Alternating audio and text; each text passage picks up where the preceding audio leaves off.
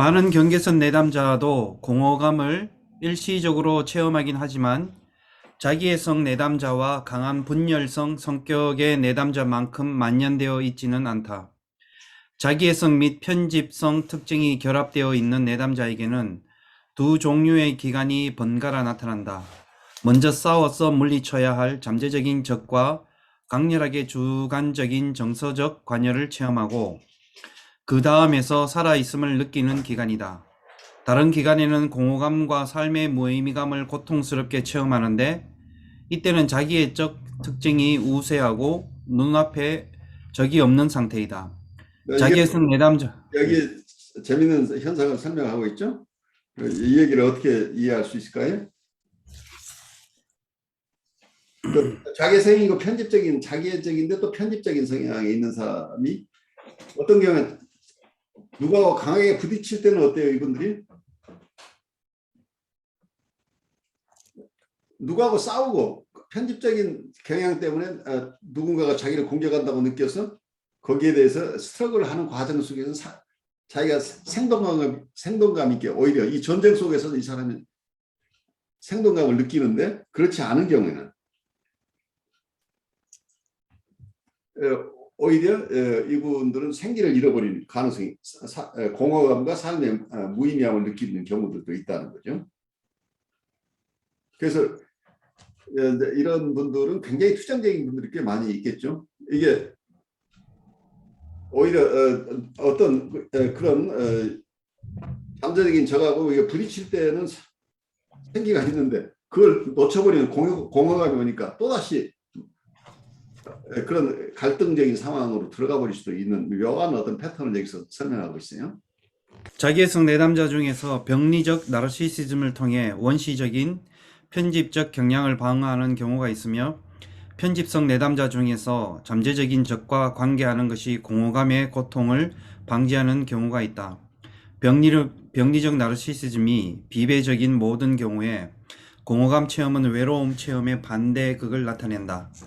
자기애성 내담자는 종종 다른 사람과 중요한 관계가 가능하다는 것을 동경하거나 깨닫지 못하며 그런 관계를 그리워하지 못한다. 필자는 공허감 증상에 대해 여기에 번역한 내용이 조금 충분히 전달되지 못할 것 같아서 제가 좀 여러분들에게 설명을 하면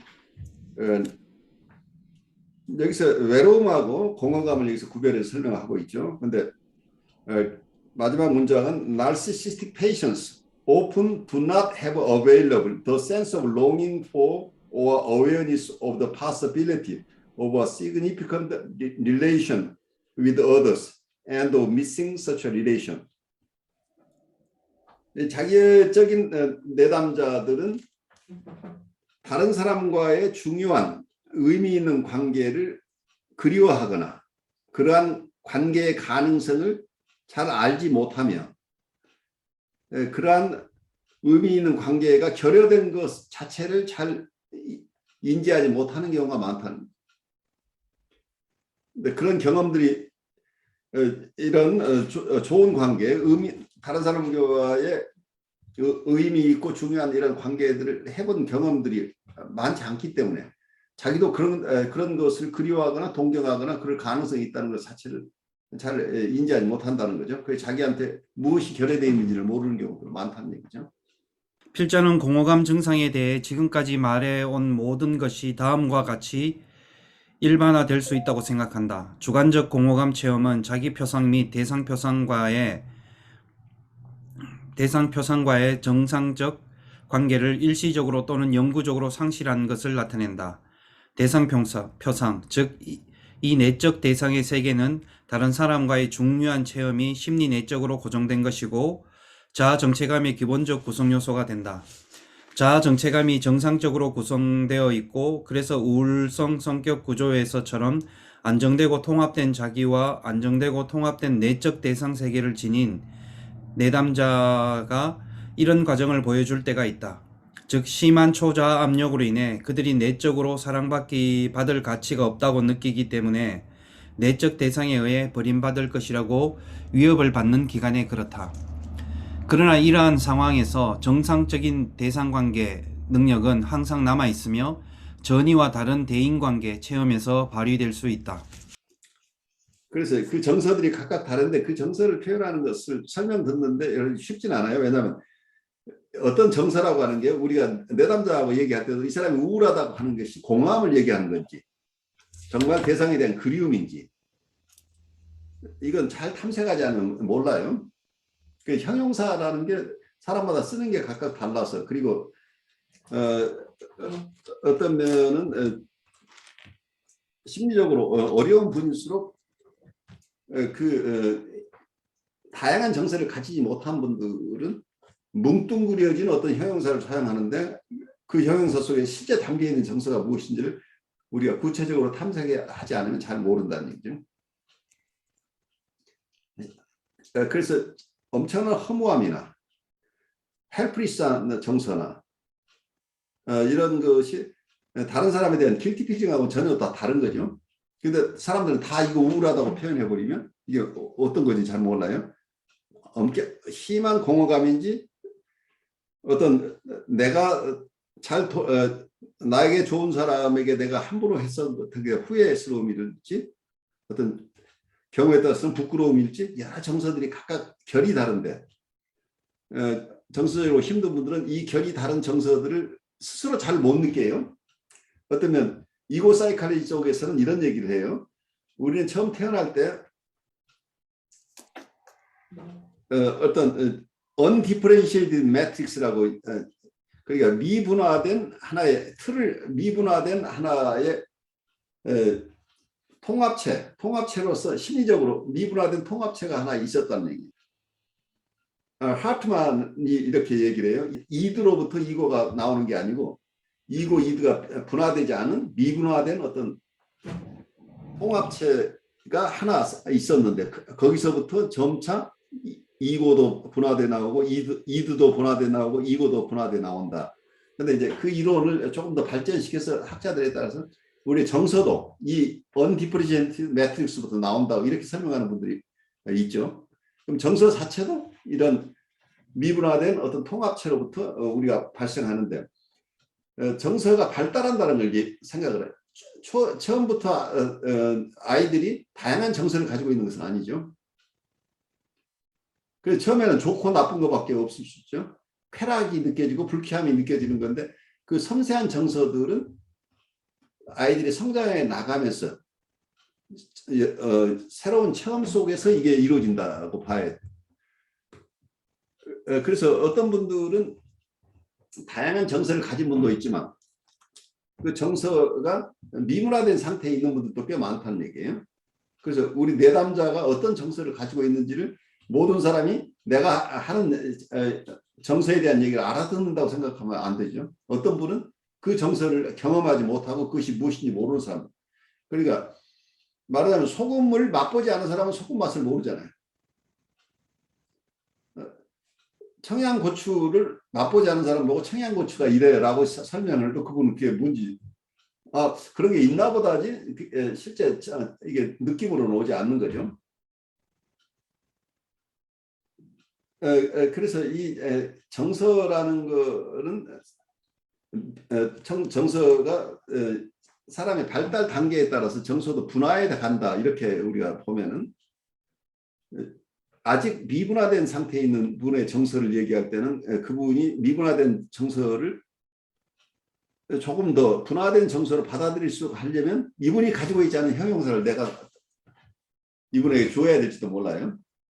우리가 말을 배우는 사람들, 아이들하고 말을 배울 때 구체적인 사물을 얘기할 때도 이게 토끼야, 이게 말이야 라고 애들 하나하나 이렇게 가르치죠. 근데 정서도 마찬가지로 아이가 어떤 지금 상황 속에 있으면 너 오늘 놀랬구나. 그럼 놀람이라는 어떤 정서를 얘가 거기에 이름을 붙여주는 거죠. 그 상징화가 가능, 언어를 통해서 상징화가 가능, 어떤 상징의 세계를 이해하는데 언어가 필요한 거죠. 그래서 자기가 실제 느끼는 것이 표현되는 방식은 사람마다 각각 달라요. 그래서 이분이 표현하는 언어만 듣고 바로 내가 느끼는 외로움이라는 것과 이 사람이 느끼는 외로움이 같다고 우리가 이해하면 엉뚱한 결과가 올 수도 있죠. 예, 이 사람이 얘기하는 외로움이라고 하는 것은 절망감의 외로움일 수도 있는데, 내 외로움은 또 사랑하는 대상과 함께 있지 못하는 것은 섬세한 아쉬움일 수도 있고, 각각 다르죠, 느끼는 게. 그래서 이분들이 표현하는 정서들은 어떤 우리가 알지 못하는 것이니까 이분 스스로 좀 더 자세하게 표현할 수 있도록 도와주고, 어떤 경우는 이분이 표현해내려고 하는데 그것이 어떤 말로 표현하지 못하고 있으면 거기에 이름을 붙여줘서 우리가 얘기를 하는 경우에 그분이 오히려 그 정서를 잘 자각하게 되는 경우도 있어요. 제가 왜 얘기를 하냐면, 내 체험 속에서 제가 한국어를 하시는 분으로부터 분석을 받은 게 아니고 영어 하시는 분에게 분석을 받다 보면, 어떤 경우는 내가 표현하고 싶은 게 있는데 이게 정서적인 언어를 나는 배운 적이 없잖아요. 내가 이렇게 저렇게 표현을 하는데 그게 상대방이 잘 전달되지 않고 나가 표현도 잘 못하는데, 어떤 경우는 분석가가 그때 적절한 형용사를 나에게 돌려주는 경우가 있어요. 그런데 그게 다 적절한 건 아닌지라고, 어떤 경우는 그 형용사를 통해서 내가 지금 이 정서를 가지고 있구나, 영어로 이걸 표현한다면 이런 것이구나 하면서 내가 어떤 이모셔널 랭귀지를 배워가는 과정을 체험했다고 생각이 돼요. 그래서 여러분들이 같은 한국말을 하지만 이 이모셔널 랭귀지를 체험한 분과 체험하지 않은 분이 있다고 우리가 볼 수 있어요. 그래서 이분들이 뭔가를 표현해내고 있는데 나에게 잘 전달되고 있지는 안타까운 어떤 것들이 있을 때, 그 정서가 여러분들이 깊은 무의식 속에 이 정서들을 공감해낼 능력이 있으면 그때 적절한 형용사를, 이분의 형용사나 명사를 돌려주는 것도 이분에게 도움이 될 가능성도 굉장히 많죠. 반면 통합된 자기가 결여되고 있고 자기와 통합된 내적 대상과의 정상적 관계가 결여되어 있을 때 일상생활에 대한 좀 더 뿌리 깊고 만성적인 공허감과 무의미함 느낌이 뒤따른다. 그러므로 정체감 위기가 아닌 정체감 혼미 증후군의 모든 내담자는 공허감을 체험할 가능성이 있다. 이런 체험은 심리 내적 갈등을 방어하기 위해 원시적인 해리나 분열과 같은 적극적 기제가 지배적일 때 특히 강해진다. 분열 과정이 특히 강하고 자기와 중요 대상이 포함된 내적 및 외적 관계뿐만 아니라 정동까지도 방어적으로 흐트리고 파편화시키는 분열성 성격 내담자는 강한 공허감을 드러낸다.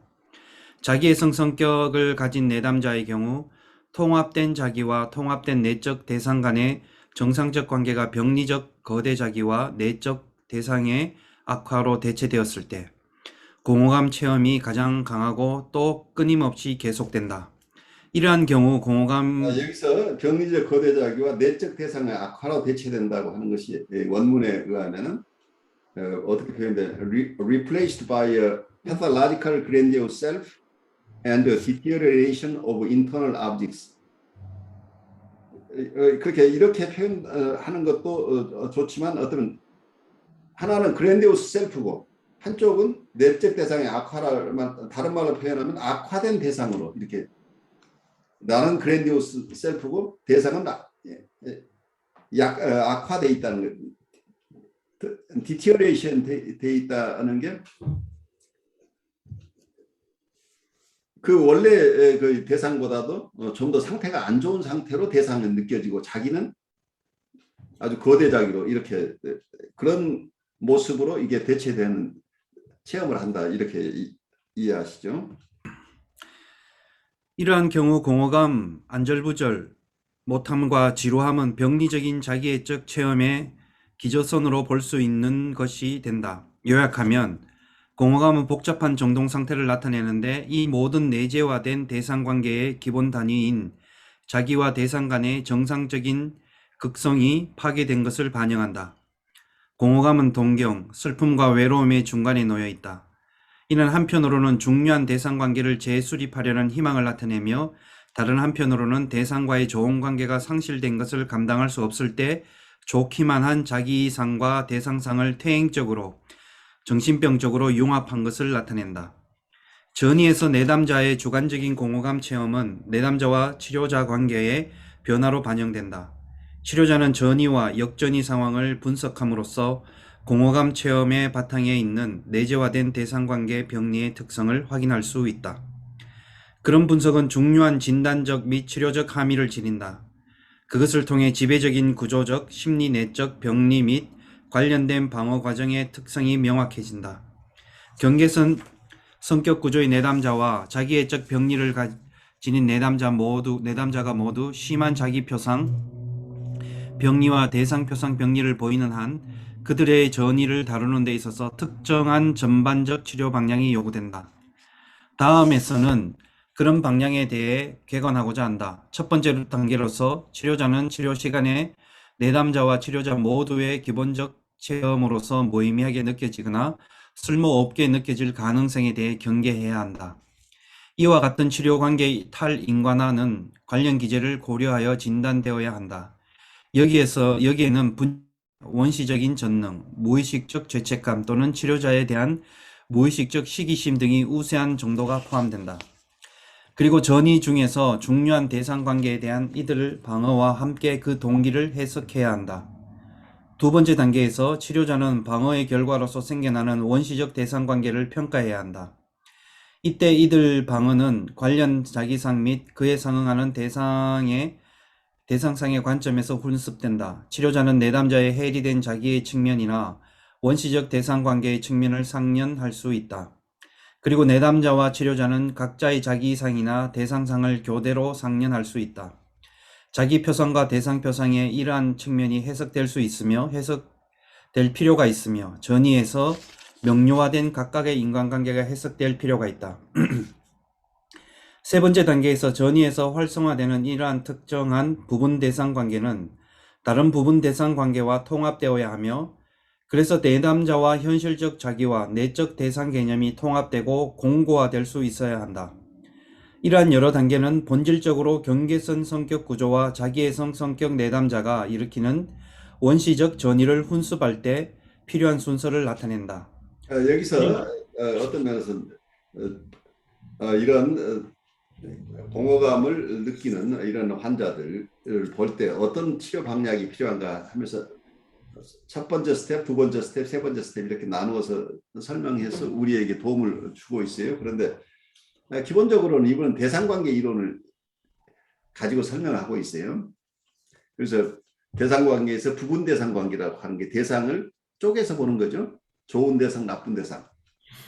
편제 분열적 자리에 있는 경우에는 이 분열된 내적 대상과 이런 대상을 품고 있는 셀프 자체도 분열되는 경우가 많다는 얘기예요. 그러면 분열된 셀프, 자기 스스로도 좋은 자기와 나쁜 자기가 이렇게 쪼개지는 이런 상황인데 이런 것을 잘 우선 이해하고 그래서 왜 이런 방어를 하고 있는가? 방어의 기본은 무엇인가? 왜 어떤 갈등 때문에 이런 방어가 일어나고 있는가? 라고 좀 잘 이해한 뒤에 여기서는 컨버그는 이걸 해석해 주고 싶어 해요. 그런데 이건 치료 라인에 따라 각각 다르겠죠. 예. 많은 경우에 특히 이런 보드라인 내담자들은 역할에 반전이 발생하죠. 어떤 경우는 본인의 힘들었던 정서를 원래 자기가 가지고 있던 정서를 그 힘없는 자기, 핍박받는 자기를 그대로 자기를 가지고 있으면서 자기를 박해했던 대상을 내적 대상을 우리에게 투사해버리는 경우가 있게 되면 우리는 이 아이를 어떻게 통제하고 얘를 빨리 어떤 식으로든지 도와준다고 하지만 사실 통제하고 싶어하고 내가 내 식도로 끌고 가고 싶어하는 욕구들이 침해하고 싶은 욕구들이 계속 생겨날 수 있는데 어느 순간에는 그런 게 아니고 또 자기가 컨트롤하는 사람이 되면서 자기가 가졌던 정서를 우리에게 줘버리는 경우도 있죠. 그러니까 이때는 우리가 꼼짝 못하고 이 아이가 무서워요. 아니면 이 내담자가 성인인 경우는 이 성인이 나를 꼼짝 못하게 해서 내가 숨도 못 쉴 것 같은 느낌인데 근데 내가 느끼는 이 정서는 이분이 원래 느꼈던 정서라는 얘기예요. 그리고 이분이 지금 취하고 있는 태도는 자기를 공격했던 대상이 가졌던 내적 대상이 가졌던 그 정서를 자기 것으로 가져가고 자기의 원정서는 나한테 투사하는 이런 묘한 상황들이 일어나. 근데 이게 보더라인 페이션트들의 경우는 이게 자주 바뀐다는 얘기죠.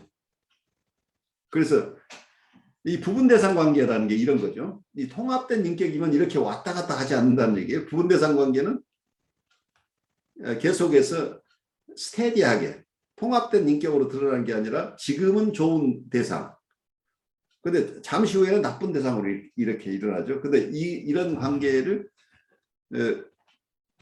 여기서 컴버그는 잘 해석해주고, 그래서 나중에 이게 통합하는 것이 목표다 하는데, 이게 해석을 통해서 통합이 이루어질 것인가는 치료 라인에 따라 각각 다르죠. 그렇게 해석적으로 접근해서 이분들이 통합해 낼 수 있다고 한다면 굉장히 이상적인데, 많은 경우에 그렇게 치료하기 어려워서 이런 보더라인이나 사이카틱한 레벨에 있는 분들은 원래 전통적인 정신분석에서는 정신분석으로 치료할 수 있는 분들이 아니라고 정신분석의 대상으로 받아들이지 않았던 측면이 있다는 걸 여러분 이해하시면 좋겠어요. 그래서 그만큼 이분들 돕는 것은 어려워요. 그래서 컴버그식으로 이고 사이칼리스트적인 입장, 해석적인 입장에서 접근할 것인가, 아니면 현대 정신분석처럼 해석을 받아들일 수 있으면 해석을 사용하지만 그런 특수한 경우가 아니면 미러잉이나 조인인 등을, 그리고 대상을 향한 질문이나 컨택 펑션, 이런 현대 정신분석의 기법으로 주로 이모션을 중심으로 이분들 이모셔널 커뮤니케이션 중심으로 이분들 돕는 이런 기법의 차이가 있다는 얘기예요. 그래서 어떻게 돕는가, 이분들을 어떻게 이 부분 대상 관계가 전체 대상 관계로 옮겨갈 수 있는가, 이건 성숙함을 얘기하는 거죠. 근데 여기서 컴버가 얘기하는 것처럼 1단계, 2단계, 3단계를 우리가 참 엄격하게 구별해서 바로 이렇게 될 수 있는 것은 아니고, 많은 경우에 굉장히 오랜 시일을 두고 차츰 이런 통합이 이루어져 나간다는 것을 우리가 받아들여야 돼요. 근데 제가 슈퍼비전 속에서 지금까지 굉장히 5년, 6년 쭉 해오시던 분이 어느 경우에 본인이 힘을 잃으면, 내가 5년, 6년을 이렇게 했는데 계속 이렇게 해야 될 것인가 하는 것 때문에 또 갈등이 생겨요. 갈등이 생기면 이분을 바로 교육적인 측면으로나 아니면 현실을 검증하도록 내가 해석적으로 접근하고 싶은 욕구가 막 생겨나요. 근데 이런 역전이들을 어떻게 내가 컨테인하면서 이분들 속도에 맞춰서 이분들 도울 것인가가 끊임없이 상담자에게는 도전이에요. 그래서 그만큼 힘들어요. 내담자들이 천천히 성장하는 그 과정을 내가 수용한다고 하는 게 상담자로서는 자기의 무능한 치료자로서 이게 역전이가 계속 생겨나기 때문에, 그리고 어떤 면에서는 내가 애씀에도 불구하고 쉽게 나아지지 않는 환자에 대한 어떤 내 주관적인 공격성도 만만치 않아요. 그러니까 내가 이만큼 했는데 상대방은 전혀 반응이 없는 것에 대한 분노, 실망감도 이게 주관적인 역전일 수도 있고, 경우에 따라서 이분을 돌봤던 분들이 같이 느꼈던 정서니까 이분이 중요했던 대상이 가졌던 정서가 객관적으로 나에게 전이되기도 하죠. 그래서 객관적인 것과 주관적인 역전이들이 어떤 때 고조되는 경우, 특히 상담자가 개인적으로 어려운 상황에 있기 때문에 지금까지 톨러레이트한 힘이 약해지면서 이런 역전이가 굉장히 강해져요. 그래서 이 과정을 가는 게 그만큼 어렵다고 보여요, 치료자로서는. 내적 대상하고 내적 표상은 같은 말이죠. object representation 혹은 self representation이라고 얘기를 하죠. 자기 표상 혹은 대상 표상. 그래서 이거 대상이 밖에 있는 대상이 있지만 내면화된 대상을 internal object라고 얘기를 하죠. 그래서 internal object 자체가 여러 가지 대상 표상들로 구성된다고 이해할 수 있습니다. 셀프하고 object를 구별을 해요. 근데 어떤 분은 셀프를 여러 개의 셀프가 있는 것처럼 이해하는 분도 있고, 한데 어떤 분들은 자기 셀프 레프레젠테이션이라고 할 때 셀프 레프레젠테이션은 여러 개인데 그것을 다 하나로 모아서 셀프라고 할 때는 이 셀프는 하나하지 않느냐 이제 이렇게 생각하는 분도 있고 그런데 또 셀프 중에는 분열되어 있는 셀프를 부분 셀프를 가지고 있는 분도 있기 때문에 이걸 개념화하는 게 쉽지 않죠. 그 보통 자기라고 할 때는 여러 개의 자기 표상이 모아진 것이다 이렇게 이해를 우선 하시고 대상도 대상에 대한 여러 표상이 있을 텐데 그 대상 내가 있는 외부에 있는 그 대상과 관련해서 여러 표상들을 뭉뚱그려서 하나의 대상이라고 인터널 오브젝트라고 얘기할 수 있겠죠. 우리가 밖에 있는 대상을 이해할 때도 저 사람이 이런 측면 저런 측면을 다 우리가 다 동시에 보면서 그 대상이라고 느끼죠. 어느 한 측면만 있는 게 아니기 때문에. 그래서 우리가 표상으로 갈 때도 그 표상 자체는 여러 개일 수 있다. 저는 그렇게 소화를 해요. 술이나 마약을 통해 공허감을 피해보려는 내담자에 대한 정신분석 연구는 관련된 심리 내적 구조의 특징을 추가로 보여준다. 필자는 마약과 알코올의 영향이 개인의 기본적인 심리 내적 구조에 따라 달라질 것으로 생각한다.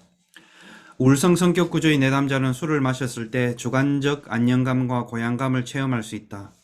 내담자는 무의식적으로 이를 잃어버렸던 금지된 이제는 용서하는 부모상과의 재결합으로 해석한다. 이 부모상은 이전에는 무의식적 죄책감과 우울감을 일으켰었다. 우울성 성격의 내담자는 술을 마신 후에 고양되거나 우울해지는 것, 팽창되거나 애도하는 것이 함께 나타나는 것은 죄책감, 대상과 관계를 복구하고 싶은 욕구 및 대상과의 다시 만남을 축복하는 것이 환상 속에서 훈습되는 것을 보여줄 수 있다. 이에 비해 많은 경계선 내담자의 경우에는 마약을 복용했을 때 안정감과 선한 느낌이 활성화된다. 이는 분열되어 떨어져 나간 좋기만 한 자기 대상과 대상상을 활성화하고 나쁘기만 한 내재화된 대상관계를 부인하게 하며 이를 통해 감당할 수 없는 죄의식이나 내적 박해감에서 벗어날 수 있게 해준다. 자기애성 성격 내담자의 경우 알코올이나 마약 섭취는 병리적 거대자기를 재충전하고 만족과 감탄을 바로 얻기 어렵고 좌절을 줄 수 있는 적대적 환경으로부터 병리적 거대자기의 전능함을 보존하고 보호하기 위해 지배적인 기제가 될 수 있다. 구체적으로 우리가 임상에서 만나는 분들은 이런 기본적인 컴버그가 제시하는 것이 참고가 되지만 구체적인 환자는 이러한 어떤 중독적인 현상, 특히 약물 중독이나 마약 중독이나 경우에 따른 도박 중독이나 어떤 경우에 따른 성적 중독이나 이런 여러 모습으로 드러나는데 이분의 근본적인 갈등은 무엇이고 그리고 여기서 컴버그가 소화하는 것처럼 내적 대상 관계는 어떤 상황 속에서 이분은 술이나 약물이나 이런 것들을 어떻게 활용하고 있는가, 어떤 방식으로 방어를 해내고 있는가, 이제 이런 것들을 이해를 해야 되는데, 그래서 구체적으로 이해할 수밖에 없어요. 일반인으로는 참고가 되지만 스페시픽하게 내담자를 볼 때는 좀 더 정밀하게 봐야 된다는 얘기죠.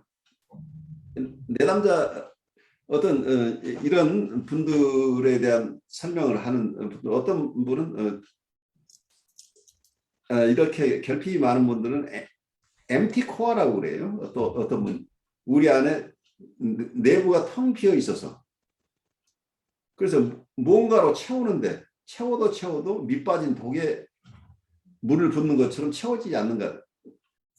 그래서 이분들 그 결핍에 대한 끊임없는 그걸 채우고 싶은 욕구 때문에 그것이 무엇이든 이분들은 어느 하나를 가지고도 해결되지 않으니까 일시적으로는 해결되겠죠. 일시적인 만족을 얻는데 거기에 매여서 중독돼서 반복하면서 일시적인 만족, 일시적인 쾌락을 얻을 뿐이지 이분들이 계속적으로 그런 상태로 살아갈 수 없다는 거예요. 그러니까 성숙한 삶으로 살아가지 못하게 하는 큰 방해 요인이기 때문에 우선은 이분들의 상태를 잘 이해하고 이분의 내적 갈등 그리고 이분의 방어 패턴을 잘 이해하면서 기본적으로는 이분 안에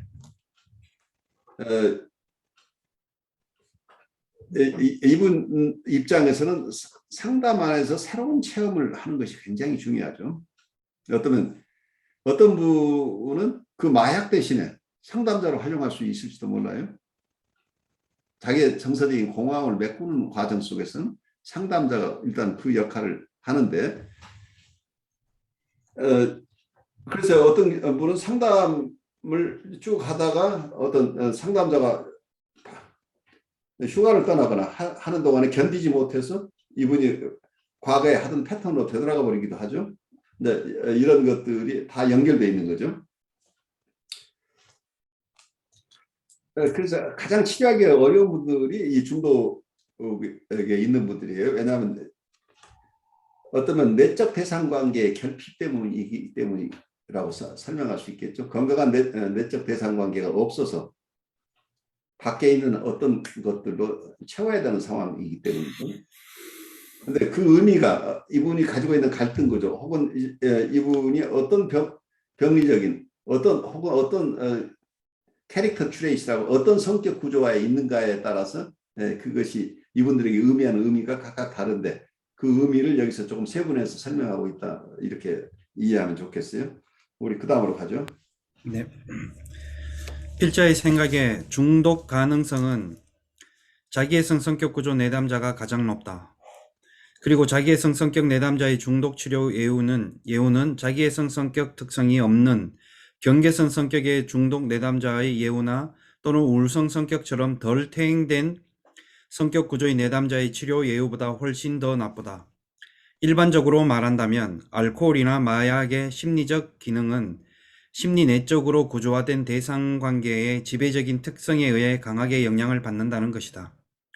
한편으로 주관적으로 쓸모없고 공허하게 느끼는 체험과 다른 한편으로는 사회적 안정성 및 문화적 가치의 급격한 와해나 변화 간의 관계에 대해 중요한 질문이 제기되어 왔다. 현대사회와 문화의 변화가 대상관계 패턴에 영향을 미쳤는지에 대한 질문이 제기되어 왔다.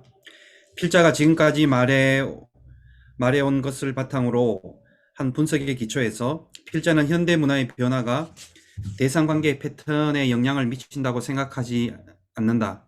만약 우리가 대상관계를 단지 한 사람과의 다른 사람과의 실제 상호작용의 관점에서 정의하는 게 아니라 그런 상호작용을 좌우하는 심리 내적 구조의 관점에서 그리고 타인과 깊이 있게 관계하는 내적 능력의 관점에서 정의할 때 그러하다. 많은 저자가 소위 이 소외의 시대에 대해 이야기해왔으며 사회적 및 문화적 소외가 타인과 깊이 있게 관여하는 능력을 와해시킬 수 있다고 시사되어 왔다.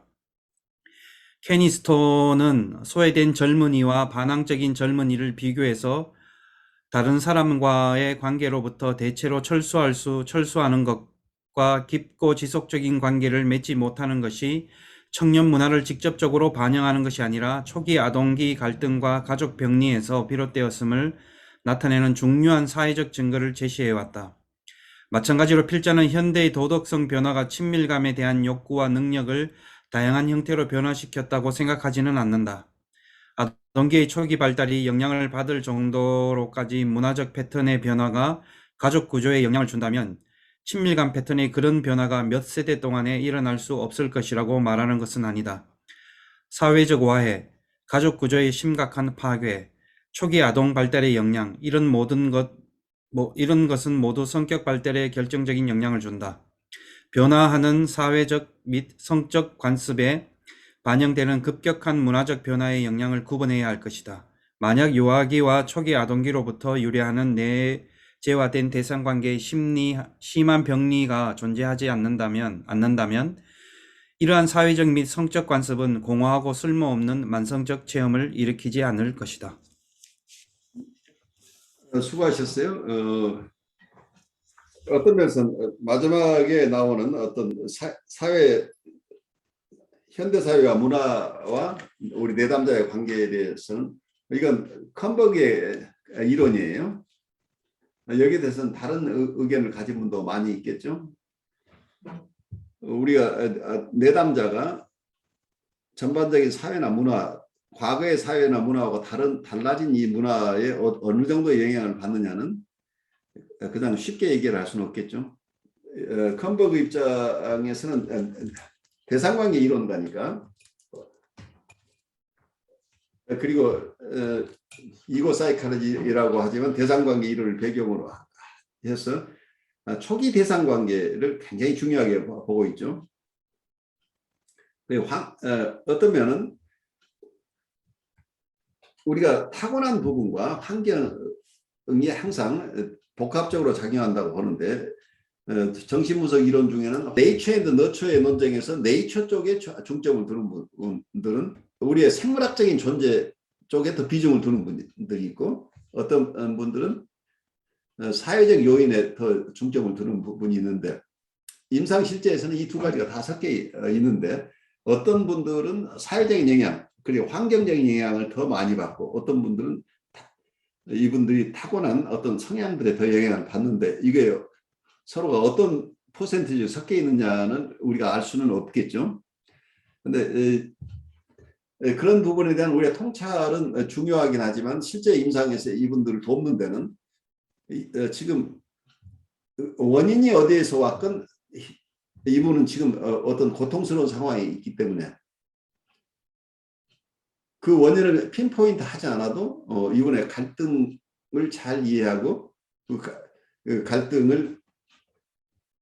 갈등 속에서 이분이 하고 있는 타협 형성이 건강하지 못하다고 한다면, 어떻게 하면 이분이 건강한 타협 형성을 할 수 있을 것인가 하는 쪽에서 클리니컬하게 접근하기 때문에, 우리가 이 원인을 다 알지 못한다고 해서 치료를 못하는 것은 아니다. 그리고 이건 결론이 나지 않는 것이다. 이분이 어린 시절의 환경 영향 때문인가, 아니면 이분이 극단적인 외부 나쁜 환경에 노출되어 있는 경우도 있죠. 만약에 어린 시절에는 좋은 환경 속에 자랐지만 이분이 자라고는 과정에서 깽단에 가입해서 그 속에서 어떤 굉장히 성격의 변모가 생길 수도 있죠. 그래서 일반적인 하나의 이론 가지고는 우리가 사람을 볼 수 없다고 이해가 돼요.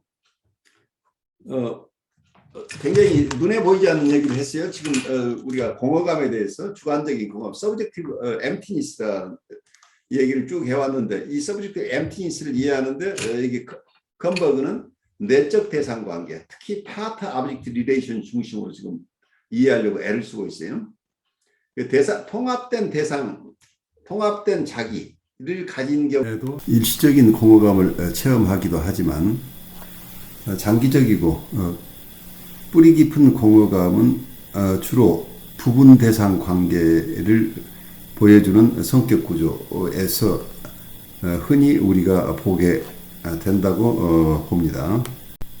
컨버그는 내적 대상 관계 중심으로 이러한 정서를 이해하려고 애를 쓰고 있다, 이렇게 이해하면 좋겠어요.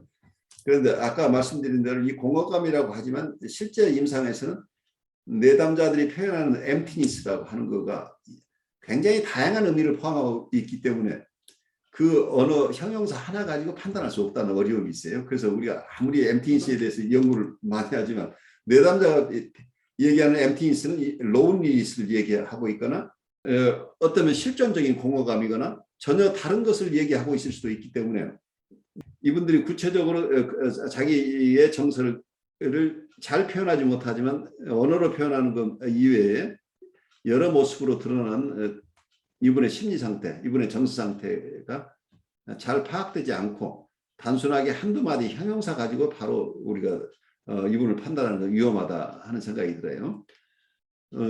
오늘 수업 들으면서 여러분 느낀 것 잠깐 나누죠. 아까 했던 것처럼 그 느끼는 게 이런 자기 경계성이나 자기애성이나 이런 걸 느낄 때, 저는 가장 쉽게 느꼈던 게, 아까 교수님도 말씀하셨지만 이모셔널한 어떤 정서적인 것이나 감정적인 면에서 전혀 소통이 안 된다는 것을 많이 느끼거든요.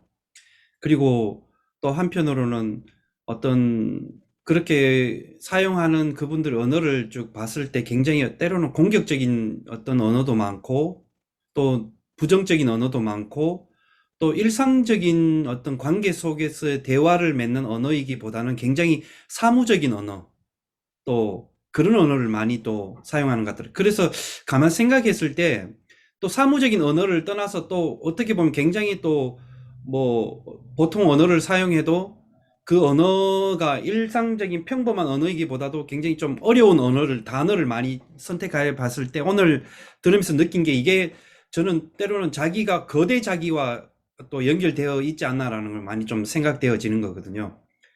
이 거대 자기와 연결되기 때문에 자기의 어떤 그 존엄성 아니면 자기의 전능감을 더 드러내고 또 이 자기가 말하는 것들을 듣는 대상은 또 자기보다 밑에 있는 이것들을 한마디로 교화되어야 된다. 이런 표현으로도 많이 하더라고요. 이런 그렇죠. 표현을 쓰는 해야 될 것들. 대상이고. 네네.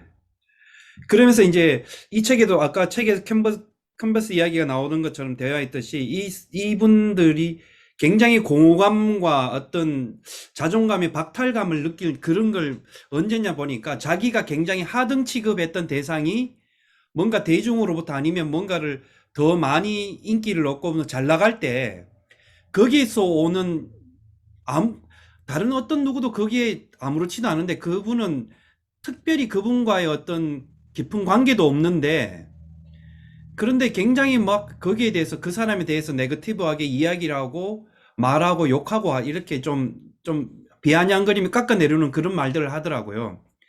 그래서 제가 한번 여쭤봤죠. 혹시 그분하고 잘 아시냐고 이랬을 때 모른다고 하는 거예요. 잘 모른다고 이야기하길래. 그러면서 이제 어떻게든 봤을 때 남들에게 있어서 대중에게 자기보다 더 많은 어떤 관심과 이런 게 쏠리면 거기에서 오는 어떤 걸 통해서 공허감과 때로는 우울증적인 어떤 현상들을 많이 내비치는 것 같더라고요. 그런 건 느낌을 봤을 때. 네. 그래 이분들은 굉장한 네. MB를 가지고 있는 경우가 많죠. MB라는 건 이조감. 네. 누군가가 나보다 좋은 것을 가지고 있어서 못 견뎌내는. 그래서 파괴하고 싶은 욕구예요. 그래서 굉장히 원초적인 정서에 의해서 이 MB를 우리가 누구나가 MB는 있는데 컨스트럭티브한 MB도 있어요. 그러니까 어떤 부러움이라는 측면에서 나도 저 사람이 가진 것 저렇게 좋은 것을 가지고 있는데 나도 그런 좋은 것을 가지고 싶어 하면서 자기가 성숙해 나가는데 그 MB 정서를 잘 활용할 수도 있는데 많은 경우에 병리적으로 MB가 사용되는 경우는 누가 가지고 있는 좋은 것을 견디지 못해서 그걸 파괴하고 싶은 욕구예요. 그리고 굉장히 무서워요. 그래서 경우에 따라서는 아주 좋은 가장 가까웠고 가장 친밀한 관계에 있을 때 MB가 더 작용이 돼요. 그래서 굉장히 위험해요. 그래서 가족 관계에서도 있을 수 있고 친구 관계에서도 있을 수 있고 동업자 관계에서도 있을 수 있고 온갖 곳에 이 MB가 작용한다는 것을 이해하고 이 정서가 자연스럽게 일어나는 것이기 때문에 많이 일어나는데 거기에 의해서 우리가 피해를 보지 않도록 내 스스로도 그런 정서에 의해서 내가 파괴적인 행동을 하지 않도록 조심해야 되고 다른 분들이 그 MB라는 정서 때문에 어떤 공격적으로 드러나는 경우에는 왜 그러는지 그 원인을 잘 알면 MB라는 정서를 이분들은 못 견뎌내니까 그런 자극이 주어지지 않도록 우리가 조심해야 되는 부분이 있죠. 그래서 이 정서들을 이해하는 건 굉장히 중요하다고. 그래서 제 이런 것 보면서 전 눈앞에 어떤 보여지는 어떤 처음에는 어떤 증상이나 이런 심텀에 집착했다면 오늘 여기 수업에 참여하면서 느낀 게 교수님 좀 전 시간에도 말씀했는데 예를 들면 어떤 반복되는 어떤 행동이나 언어라든지 표현이나 저한테 어떤 여성분이 찾아와서 이야기할 때 꼭 왜 저렇게 저분이 딸에 대해서 아니면 어떤 딸이 남자를 만나는 것에 대해서 집착하고 네거티브하게 표현할까 또 다른 여러 가지 이런 이야기에 대해서 때로는 제가 굉장히 조금 제 스스로 거슬릴 때도 있었지만 왜 저렇게 반복할까라는 이야기 속에서 오늘 한번 조금 깊이 있게 한번 생각해 본 게 뭐냐면 저렇게 말할 수밖에 없는 갈등의 구체적인 어떤 저분의 내용이 뭘까라는 생각을 이렇게 말씀해 주신 걸 생각해 봤을 때 그러면 조금 더 제가 여유를 가지고 저렇게 이야기를 계속 반복해서 하시는 이야기를 조금 더 들어줄 수 있는 어떤 그런 공간의 좀 확장성이 좀 더 생기는 것 같습니다. 좀 어떤 상담자나 아니면 이야기를 함께 들어줄 수 있는 공감적인 입장에서의 옆에 있는 사람으로서의 그런 공간의 확장을 조금 더 어떤 이런 단어들이 좀 오늘 저한테 조금 도전을 많이 준 것 같네요. 네.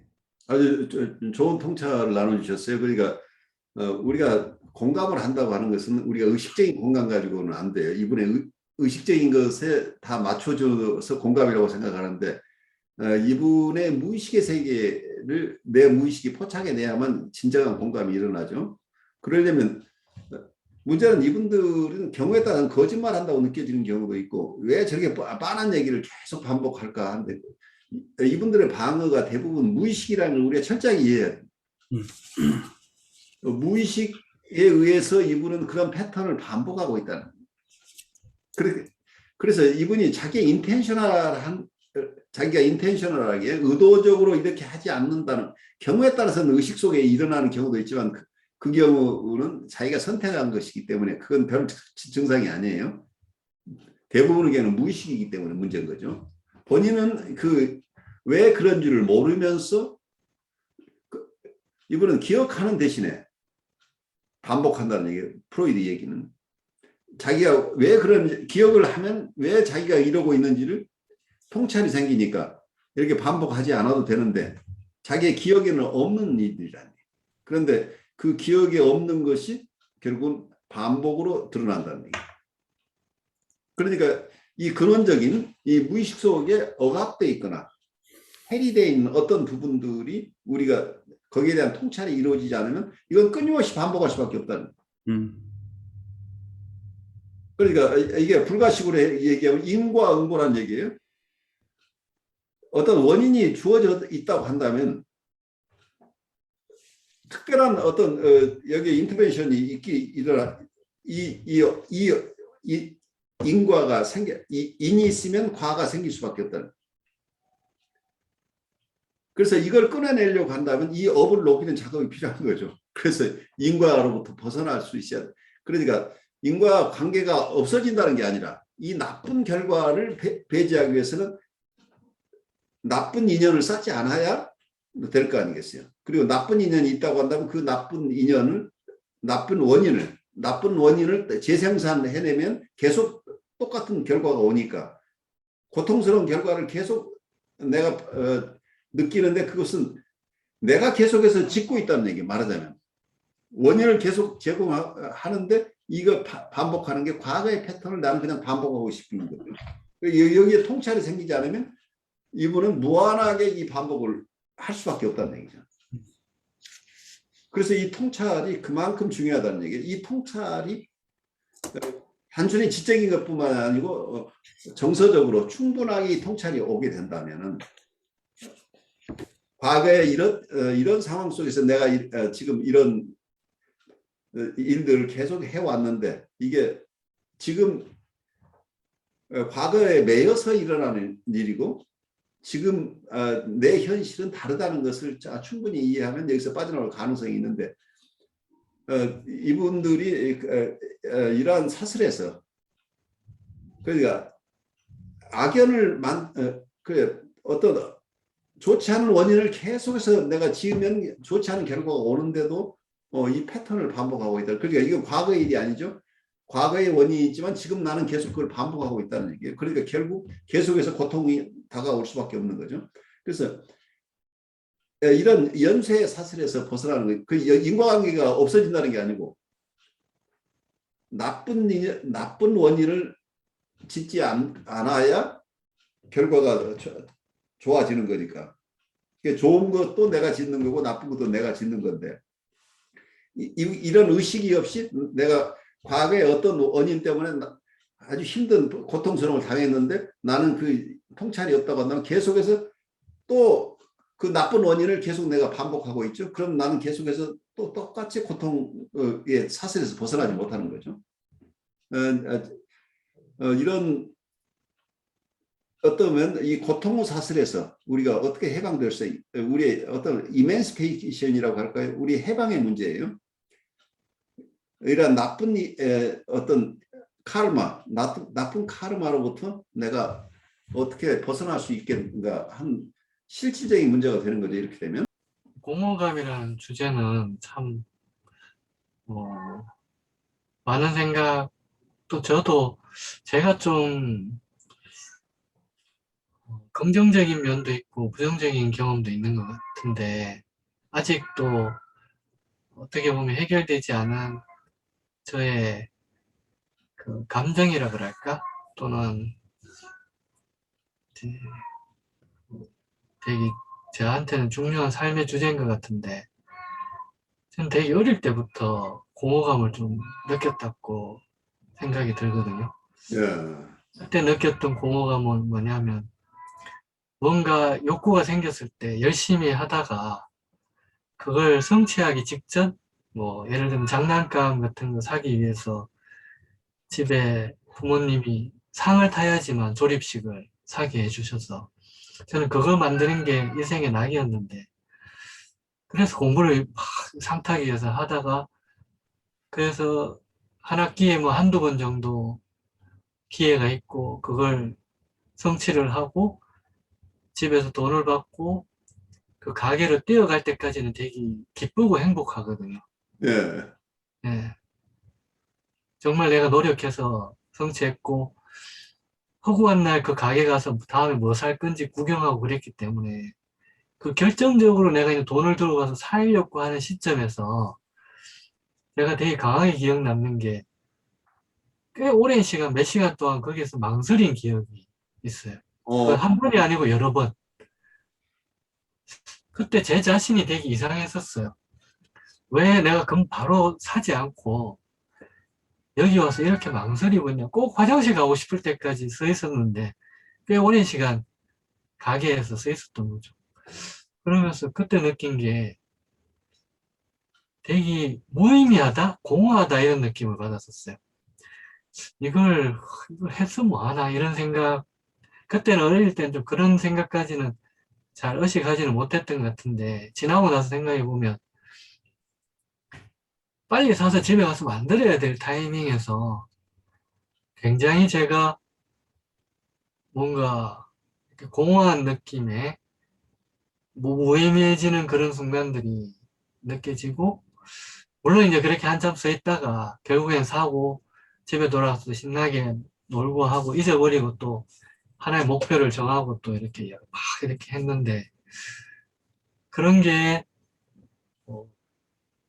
뭐 요즘도 마찬가지 가끔씩 이제 뭔가 에너지를 열정을 가지고 할 때는 잊어버리고 막 하다가도 이제 성취하고 난 다음이거나 또는 이럴 때 그 가치를 내가 제대로 잘 못 느끼고 있는 듯한 느낌도 들고 그 뭐랄까 그 공허한 그 느낌이 어쩌면 또 빨리 해결하고 싶어서 또 다른 목표를 빨리 정하는 것 같아요.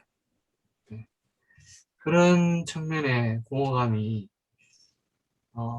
여기서 이제 중독도 이야기가 나오는데 중독자들의 마음도 좀 그 공허한 마음을 어, 좀 겪는 게 힘드니까 뭔가를 자꾸 빨리빨리 이렇게 대체하는 듯한 느낌이 들고 그래서 어쩌면 제가 불교라든가 이런 공이라든가 어. 무상 이런데 그래, 내 안에 있는 갈등이 지금 이 공이라는 것하고 연결되잖아. 그건 되게 긍정적으로 이제 평가가 되잖아요, 사실. 그렇죠. 긍정적이죠. 그러니까 네. 내가 서블리메이션 한 거죠. 승화시키는 거 있는 거죠. 하지만 그 갈등 구조를 내가 이해할 필요는 있다는 얘기죠. 그래서 그런 쪽에 좀 더 인지적으로 더 매료되지 않았나. 왜냐하면 그게 나의 상태를 좀 문제라 생각되지 않고 마치 그렇게 느끼는 게 어쩌면 세상을 좀 더 제대로 보는 듯한 느낌도 들고 그게 어떤 깨달음에 가는 길 같기도 하고 그런 아마 생각도 그런 생각에 제가 좀 여행이라든가 이런 데 좀 매료됐을 것 같다는 생각이 들고 다행이라 그럴까? 이런 정신분석이나 심리치료를 공부하면서 정서를 내가 다양하게 느끼지 않는 상태에서 경험하는 공이나 이런 무상이나 뭔가 내가 사라지는 듯한 느낌은 어쩌면 건강하지 않는 걸 수도 있겠다. 이런 생각을 요즘 들어서 하고 있고, 좀 더 정서적으로, 예, 제가 잘 느끼지 않은 부정적인 정서 이런 것들을 허용하려고 노력을 하긴 하는데 여전히 싫은 거 싫다 이런 생각이 드네요. 네, 그런 생각이 들었습니다. 아주 귀중한 체험을 나눠주고 계시는 거죠. 우리 남선생님이 조금 코멘트 하시겠어요? 어떤 아우, 제가 무엇이간데 우리 선생님을 코멘트를 해요. 정말 코멘트. 근데 선생님이 이렇게 자기를 오픈해 주시고 이렇게 어린 시절 이야기를 하는데 저는 왜 이렇게 가슴이 먹먹해지고 예, 아까 선생님은 되게 그 감정을 되게 공허라고 표현을 하셨는데 그렇죠. 저는 왜 이렇게 슬퍼지는지 어떤 저는 그러니까 뭔가 이렇게 그 장난감 가게 앞에서 이제까지 이렇게 노력한 대가로 이렇게 이제 얼마나 이제 기쁘게 달려가서 막 싸싸 하고 막 이렇게 사야 되는데 그 앞에서 이렇게 먹먹하게 서 있었다고 이렇게 하시는데 그래서 이게 뭐지라는 생각이 들면서 어떻게 보면은 조건적인 대가였잖아요. 실은 그게. 그렇죠. 그러니까 선생님 그러니까 그 받는 그 보상이라는 거가 컨디션은 그냥 조건 없는 보상이 돼야 되는데 조건 없는 뭔가 이렇게 주어지는 그레이스풀한 어떤 이렇게 그런 게 돼야 되는데 그게 아니라 내가 막 피땀 흘려서 노력한 결과로 그것을 얻는 것이기 때문에 허무했을 것 같긴 해요.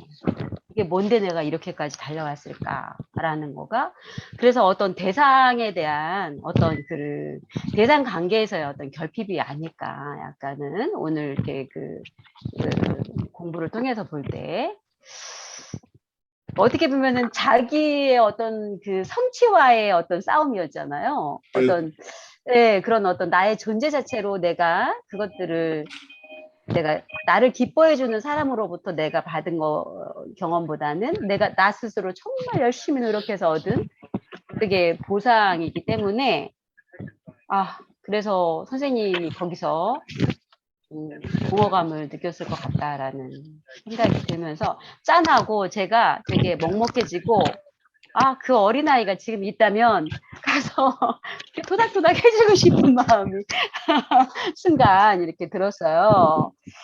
근데 우리 선생님 너무 훌륭하셔가지고 또 그거를 또 이렇게 승화시켜가지고 이렇게 이런 길을 또 가시고 하시는 것을 보게 되는데요. 그러면서 이제 우리 선생님이 또 오픈을 해주시니까 저도 이렇게 오픈 자유현상이 떠오르면서 저도 이렇게 되게 오픈하고 싶은 마음이 생기는 게 두 분이 아주 진솔한 얘기를 나누셨어요. 우리 김도환 선생님 경우에도 어떤 면에서는 내가 궁극적으로 추구하고 있는 것은 그 토의가 아니었을지도 모르죠. 어떤 맞아. 대상에 대한 헝거라고 표현하죠. 정신에서는 헝거 포 아브젝트죠. 그러니까 나를 무조건적으로 사랑해주는 대상에 대한 헝거일 수도 있죠. 내가 원하는 게 이게 아니라면 내가 공부 잘해서 하면 나를 그대로 있는 그대로 잘 수용해줘 정서적으로 받아주는 그런 대상을 나는 갖고 싶었지 않았을까 한데 물질적인 보상은 얻었지만 내가 충분하게 수용되고 칭찬받고 사랑받는다는 느낌이 혹시 약했을지도 몰라요. 경우에 따라 다르니까 제가 하는 얘기는 그냥 하나의 컨적체일 뿐이에요. 여러 가설인데 많은 경우에 우리가 왜 종교나 이런 쪽에 가냐면 우리가 굉장히 활동적인 것이 디프레시브한 정서를 만나는 것에 대한 방어로 매닉한 액티비티들이 많이 일어나요. 그래서 거기에서 성취가 문제가 아니라 나는 방어적으로 사용하고 있을 때 그 만드는 것에 대한 거기서 쾌락보다는 내가 공부를 열심히 하는 과정 속에 나는 어떤 나의 우울한 정서, 힘든 정서, 사랑받고 싶은 정서 이런 부분을 밀쳐낼 수 있었기 때문에 이걸 다 이제 다 이루어버렸어요. 이루고 나면 또 다시 방어 활동을 해야 되는 이런 상황으로 있는 상황이죠. 김도환 선생님, 제가 엉뚱한 얘기를 하고 있다고 느끼고 계신 것 같은데 지금 느끼는 걸 잠깐 나누시죠. 아닙니다. 예, 그건 아니고, 제가, 그러니까, 의식으로는 부모님한테, 이제, 특히 어머니한테 사랑을 많이 받았다고 생각을 하는데, 근데 그게 어머니의 사랑이 사실은 기대가 많았던 것 같아요. 그렇죠. 바로 네. 어머니가 원하는 것이 되어줘야 되는 나의 어떤 상황이죠. 네. 그래서 어머니 인생을 거의 올인하다시피 저한테 했던 걸 저는 이제 굉장히 큰 사랑을 받았다고 생각을 하고 있는데, 지금 생각해 보니 거기에는 제가 많은 뭐랄까 자연스럽지 못했던 표현하지 못하고 뭐 이런 것들이 좀 그 교수님이 이야기하셨던 그런 헌거의 느낌을 가질 수 있었다는 생각이 들고, 또 어쩌면 그런 기억들을 어머니가 저를 좀 뭐 이렇게 사랑을 대하지 않았던 그런 기억들은 어쩌면 제가 굉장히 강하게 억압을 하고 있다 생각이 들어요. 그 억압하고 있는 기억들이 많이 있을지 몰라요. 네, 그리고 모든 사람들이 다 뭐냐면 우리가 효도하는 길은 내가 불쾌하고 힘들었던 것은 다 묻어버리는 것이 우리의 교육 속에 시작이 돼 있어서 사실은 우리 안에 뭐가 들어있는지 몰라요. 누구나가. 맞아요. 그래서 그런 부분도 이제 분명히 저는 좋았다고 생각하는데, 네, 제가 억압하고 있는 게 얼마나 있는지도 모르겠다는 생각이 들고, 그런 게 이제 원인이 될 수 있다는 생각이 들고요. 또 남 선생님이 그렇게 이야기해 주시니까 저도 갑자기 좀 뭔가 그동안 슬펐다는 생각이 별로 느낌이 없었는데, 그냥 왜 저랬을까? 뭐 이랬었는데, 이야기를 듣는데 좀 약간 저도 짠한 느낌이 드네요. 네.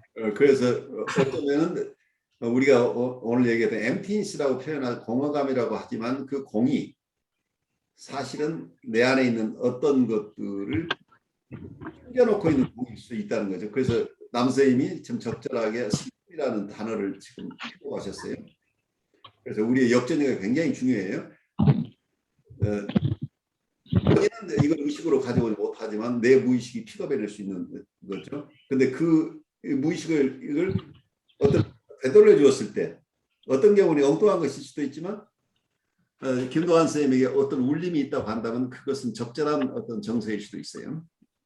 근데 그 정서를 나는 부인하고 살았을 수 있죠. 근데 그 정서를 가져야 우리가 성장하는 거죠. 성숙해가는 것은 내가 슬픔을 받아들일 수 있는 힘이 있어야 즐거움도 즐거움으로 받아들일 수 있죠.